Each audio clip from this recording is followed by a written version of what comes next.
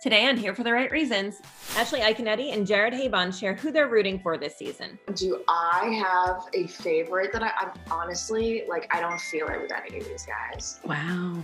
Plus, Kaitlyn Bristowe and Tayshia Adams are returning to host Michelle's season of The Bachelorette. I don't know if any male host could have done that, she's been in that situation before, very similar situation, and I liked that. And of course, we're breaking down everything you need to know about last night's hometown dates. We've got that plus so much more on today's Here for the Right Reasons. Hi guys, Mandy DeCamp here with Us Weekly senior editor, Sarah Huron. Welcome to Here for the Right Reasons, Hometown Week. Hometown Week, so much to discuss, Mandy. So much to get to, so much. Before we get to last night's episode, you sat down with two of our favorites, Ashley Iconetti, I think I'm saying that right, and Jared Habon, who broke down who they're rooting for, who they're not rooting for Katie. So let's take a look. Speaking of Bachelor, who are we rooting for Katie? What do we think's going to happen? She keeps teasing this ending is unexpected, never happened before. And I don't know how that's going to play out personally. I think that everything has actually been played out now. Because a couple years ago, I was like, we've never seen this. We've never seen that. Yeah. And now it's I think we've actually seen that. I think if they're saying that it's never happened before, then my mind immediately goes to she picks Blac. Because he came back. He came in. Nobody's, I think, has ever picked somebody who's come that's true. later. Yeah. So okay. that would be my gut instinct. My gut instinct says that she picks Blac too. Do the connections on screen, because I feel like a lot of people, really like Greg, people like Blac, Justin, do you have a favorite that you've been rooting for Katie this whole time? Ashley, I know you cover the show a lot. Do I have a favorite that I'm honestly, I don't feel it with any of these guys. Wow. Yeah. Not even Blac? I feel like they have a silly thing. They do, but I have a thing. Blac is just a little crude for me.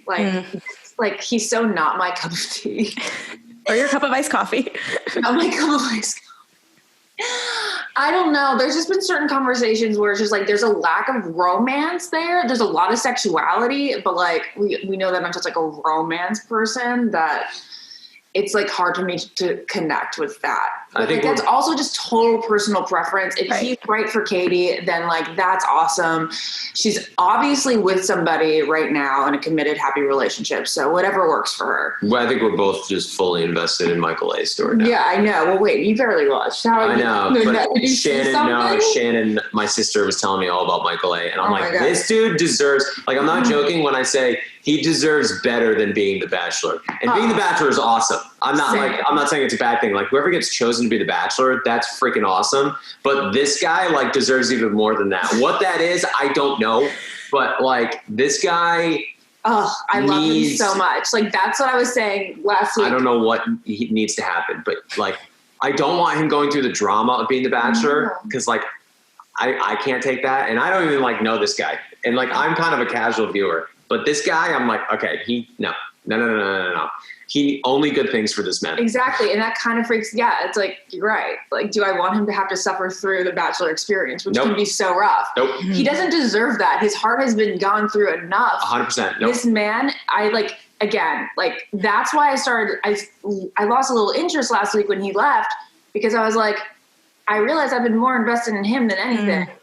And it's just the guy that makes your heart warm when he hits the screen is gone now. Legitimately, if they make him the Bachelor, which I'm not saying they shouldn't, but they need to make sure that he doesn't cry. He he doesn't have to break up with anybody. I don't want him to go through any stress. Montage or something? Shannon was talking about this guy and his story, and I was this guy. Too. Yeah, I was this guy needs to. He's actually been leaving some flirty comments on Katie's photos that are catching people's eyes. So maybe he's still shooting his shot there. I don't know. After men tell all, he seemed pretty the shot was fired and it did not hit. No, it did not hit. Yeah. Little awkward. Ashley is candid. She speaks for a lot of people in Bachelor Nation where I think maybe they don't love Blac for themselves, but they do get the Katie thing. Yeah. Now, I did speak to them before this week's episode, but they had a good point where, implying if this finale is something we've never seen before, Blac winning would fit that bill because we've never had a returning contestant win the show. Right. I think that's definitely how it ends at this point. I think we can make a pretty good educated guess. And yeah, I kind of agree with Ashley. I don't love any of them for Katie. I just feel like, yeah, it's probably Blake at this point. Fine. It's not like super exciting, but they do have chemistry. You can't deny that. They do. Before we get into the hometowns, because I have so much to say about Greg specifically, and I'm sure you do too, let's talk about the news that Caitlyn and Tayshia will indeed be back for season 18. Us Weekly confirms they finalized their deals after a lot of speculation. What do you think? I think they did a decent job. I think they both could improve a little bit. Like I said last time, I felt like Tayshia was reading off the prompter a little bit too much, and I think she needs to work on that. But I think they deserve another go at it, and I don't think they were like bad. So I think it was, yeah, why not? I think they're only going to get better, and we'll get to it when we talk about this episode. But I think this episode proved the need for an alum to be there, because I don't think Chris Harrison was sitting on the side of the bathroom door comforting a lead from the last I saw. So I loved that. And it was a very real, raw moment between two girls. And I would say, I don't know if any male host could have done that, when she's been in that situation before, very similar situation. And I liked that. It was like having a friend there, not a host. Yes. Well, let's talk about this week's episode. What is your buzzword? My buzzword is bye. It's just like, I'm done with the season. Greg's gone. Done with Katie. I'm just done. I'm ready to go to the island, and I'm ready for paradise, which I've kind of been ready for a few weeks, to be honest, but I'm really ready. Yeah. How about you? My buzzword was rose, because Greg does not give an F about the rose, and he made that pretty clear. And I just wanted to jump right in with Greg right away, if that's okay. Please. I think that's all we should talk about. Okay, great. I spread out my other things to stretch to be about other people. But like we said, Greg, whole point of this episode. There's so many ways to look at what went down between the two of them, but it all obviously shifted in that moment when he brought up his dad again and said she fills a hole for him, and was more talking about how vulnerable he's been. And she kind of just looked at him, and then he was like, "What are you thinking?" And she was like, "I just love looking at you." Yes. And in that moment, something flipped in Greg. What were you thinking then? Okay, the second conversation. I don't know what team you're on, or if you're on a team yet. I'm excited to hear. I'm Team Greg. I was like, why? She could have given him a little bit more. You don't have to say I love you, but you can say something a little better than I just love looking at you. And that is actually my cringe of the week, is her saying, I just love looking at you. I felt for him. I felt like he was expecting her to walk away with him. And personally, I think she kind of wanted to, in a way. Like, I wonder if she has regrets about not walking away, but I think it felt a little bit like she was so scared of breaking the rules, even though there aren't rules, that she lost him because she was afraid of the rules. And I don't know. I sort of felt for him, and it did seem like a big jump to me, though, from like I'm like, wait, all of a sudden he's like ready, like he just wants her to call this whole thing off and go away with him. Where were you the last few weeks? I don't know. I feel like I haven't seen him that much lately. I know. Either they haven't showed us this side of Greg, because she said like 1,000 times, like, you don't seem happy. She said that every week. Yeah. And so that's really all we've seen of him. So this was like the biggest confession, because I was debating if he was even that into her. Yeah. But after watching him talk to his family, it's hard not to feel for him to some degree when he's talking about his dad, and his family saying, we haven't seen you open up like this. His brother saying, we've never talked about our dad. And him and Katie have that bond since she lost her dad too. And that's undeniable. And there is something to be said for her being a little robotic. She definitely came off super like Rose, front runner, number one. And in that moment, he needed her to break down the walls and snap out of it. And whether the thing that's up for debate is why she didn't. Was she worried about ABC and getting in trouble? Was she confused and wanted to keep her options open? Did she not realize that she was doing it because she's so caught up in this? Was she genuinely confused? I think any of those things could be true. Yeah. My only issue with Team Greg is that the snap so quickly between, like, I get it. That was not her best moment by any means. Like, I'd be pissed if I poured my heart out and someone said, I love looking at you too. And imagine if a guy said that to a girl, like, no, that would be really bad. Losing it. Really bad. Yeah. But when she is shaking and crying to him and kind of still trying to say, like, I don't get what's going on, he immediately got kind of mean and kept saying, like, I just want Katie. And she's like, I'm right here. And then he's getting in her head. And I didn't like that. So I think that it just proved these two cannot communicate. No, the communication is bad. They were on 2 different pages, chapters, books. And yeah, I do agree with you that he did get a little bit mean at the end. And it was kind of like, okay, well, this is the show you signed up for at the end of the day. Yeah, I don't know. I don't know if it was, I felt like she was like, didn't want to end her season soon or something like that. I don't know. That's how I kind of felt. But then again, she was into Blac too. I mean, and there's Justin still.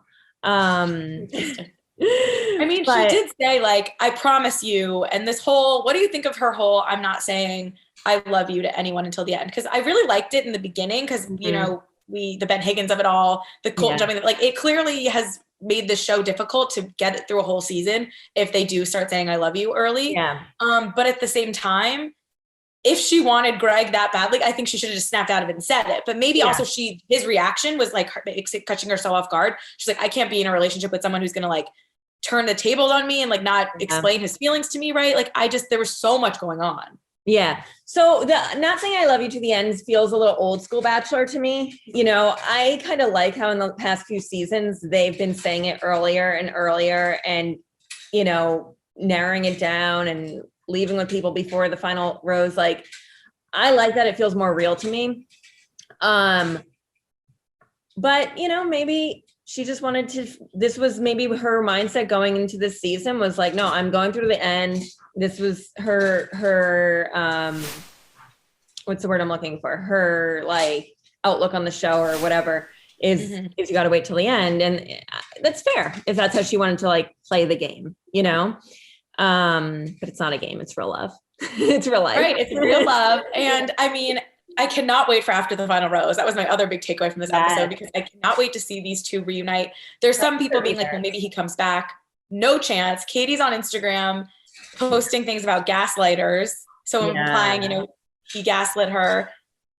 There's a debate to be made with the whole, I want Katie. And when she's asking for clarity, he's just kind of repeating himself and, making him question her. I think Greg could have played this in a way. I know these are real emotions and he's not playing, I guess, but like in a way that everyone felt sympathy for him because again, she was coming off kind of cold and weird. But then when the second she started like shaking and just being confused, his ability to just shut off the love he supposedly felt for her made me question things a little bit and made me a little like, oh, I don't love this, like, a little bit of gaslighting. I see that a little. I see that unhealthy communication on both ends. Yeah. What did you think? Like, what do you think when Blac watches that back? What he's going to think about her crying on the floor, shaking about another guy? If she chooses Blac or Justin, like, what would you think looking back at that? I mean, that is so tough. And that's like the tale of The Bachelor, right? Because it's like, I really think Lauren Bushnell, like low-key never got over the JoJo I love you. I'm pretty sure Caitlyn Bristow came out years later and said Sean Booth never got over the sleeping with Nick Viall. So there's something to be said for that, which is insane because they were together for like 4 years. But you got to go old school. I just talked to Desiree Hartsock not that long ago. You got to think this is Barry Brooks leaving and then her getting engaged to Chris and having 2 beautiful kids. So true. That's a good analogy. Yeah. All right. Well, let's get into your thirsty moment. This was a hard one last night. Did you have a thirsty moment? Yes, it was hard. So I made my thirsty moment, Queen Victoria declaring herself a goddess instead of a queen in the promo for Bachelor in Paradise that aired during the episode. Okay, I'm into it. If we're going outside the episode, then I have one for outside the episode too. It was Michael A's comment on Katie's lingerie photo, which is now since deleted. But I think this was not supposed to be my thirst moment, but so I'm going rogue. But I think he said something like the things I would do or what I would do. I can't say what I want to say or something. Let me look it up. Pause, please. It throws another for a loop.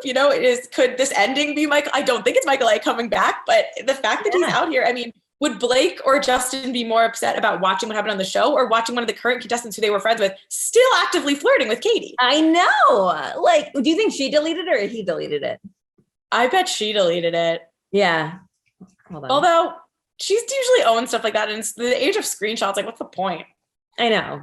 Maybe he got a lot of backlash. Okay. He said, quote, can't say what I'd like to fire. Another emoji and fire. Can't say what I'd like to. I don't know. What do you like to do? I don't know. Oof, but that is something. I know. I don't know about that. Maybe move on. Maybe move on. I mean, he was very open on it after tell all, which the other thing, it's people were saying, I mean, at the men tell all, Katie also came off a little like kind of cold. And so maybe she just doesn't handle confrontation very well. Yeah. I could see that. Which is weird because that's like what she was known for in Matt's season. I don't know. I just feel like this whole thing was getting to her by the end, and it was tough for everyone. What was your cringe? My cringe was Katie's line saying, "I just love looking at you." Yeah, my cringe is Justin's parents. I get it. I've asked my parents this every season if they would come on the show if I was on it, and they always say no.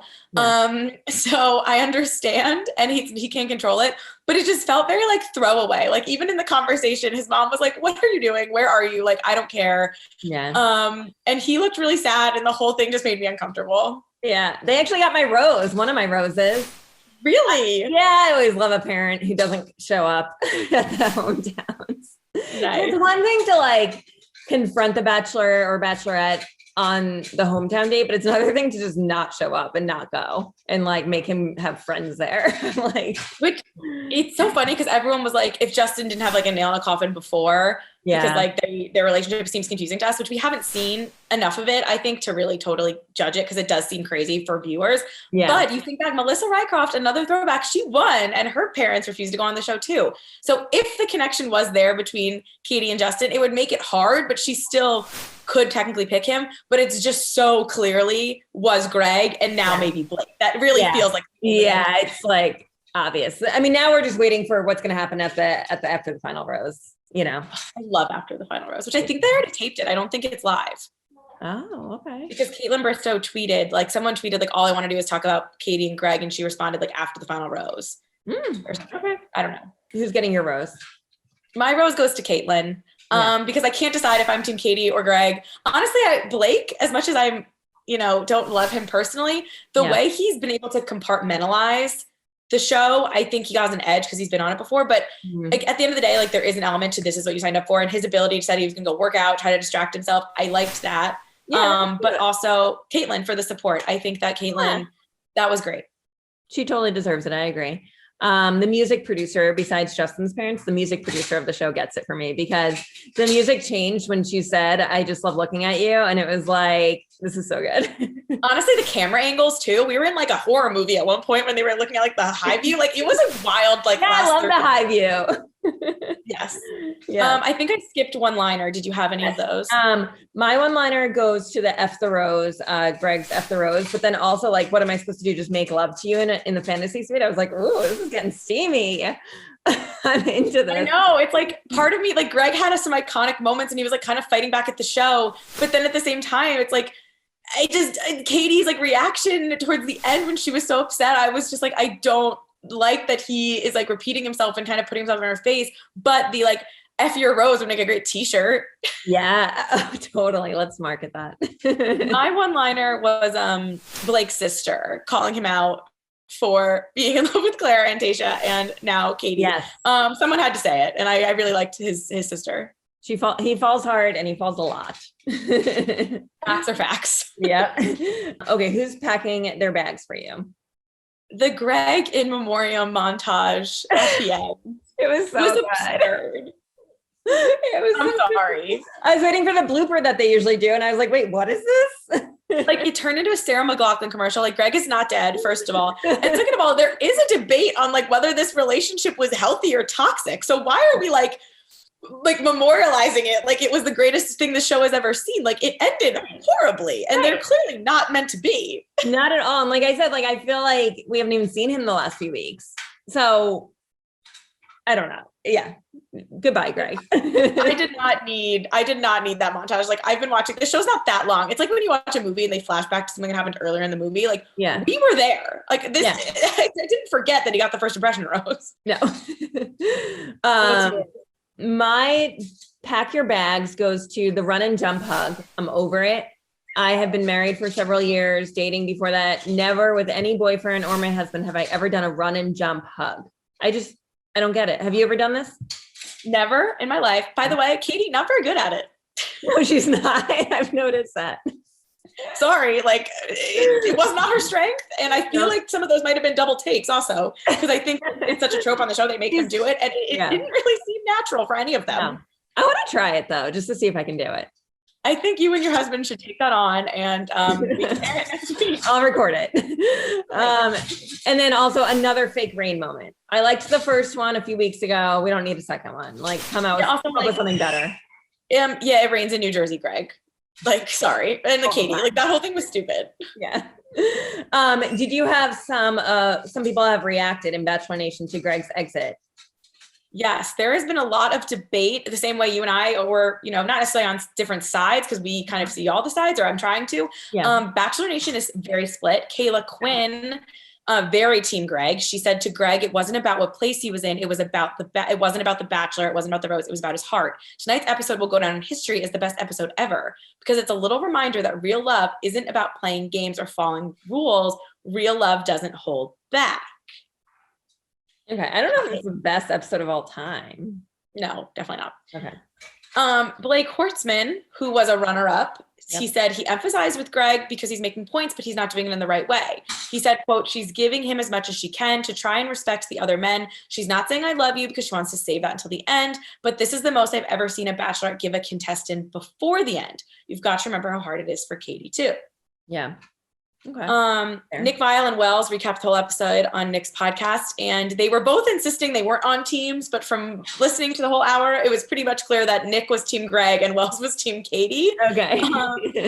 A highlight from Nick's quote was just saying that, Katie's response was surface level. And he said, I wouldn't have done what Greg did, but I'm trying to empathize and put myself in his shoes and understand his logic.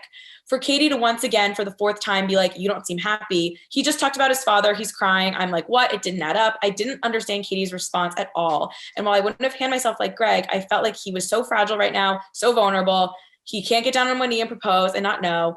And I know he signed up for the Bachelorette, but that's what I'm just saying. This is how I flipped the script. I feel like Greg was just like, I didn't know what I signed up for. I need this to be real, and it doesn't seem real to you. Mm. While Wells, said Katie gave a lot of positive affirmations to Greg, more than anyone so far. What annoyed me about Greg is he doesn't understand how the show works. And this was my favorite part, my favorite reaction, because Wells brings up Ben Higgins. He said, I blame Ben Higgins for this because he all of a sudden changed the script on everyone. He was just like telling people willy-nilly that he loves them. And that just screws up everything because then you can't have the normal beats of the show. Yeah. For all of Greg's faults in this, he should have given her a little bit more grace in the whole situation. It's very split.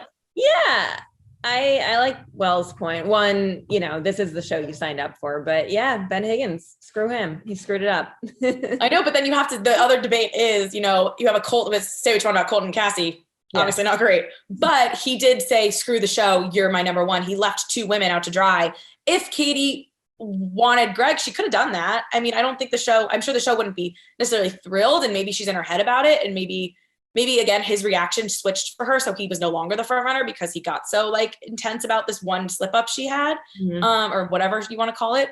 But in theory, she could have thrown it all away for him. Absolutely. Did he deserve it with the way he kind of acted out? Probably not. Yeah. There's no rules on this show. They always say that, or at least in the past few seasons, they've said it. I think there used to be rules, but not anymore. There used to be rules, but I think Ben Higgins broke them. Yeah, exactly. And the last one, just because this is Andrew S., who was on the show, he said, I care for Katie and Greg very much. Their love was so real. Hate to see Katie like that. Most important, hope they get to smooth things over. They are two very good humans with a lot of great moments together. So diplomatic. AFR, what will happen? I cannot. I can't wait. All right. We'll see you guys next week. Thanks, Sarah, for recapping with me. And tune in next week for our After the Final Ruse recap, the finale. Yay. Thanks. Bye.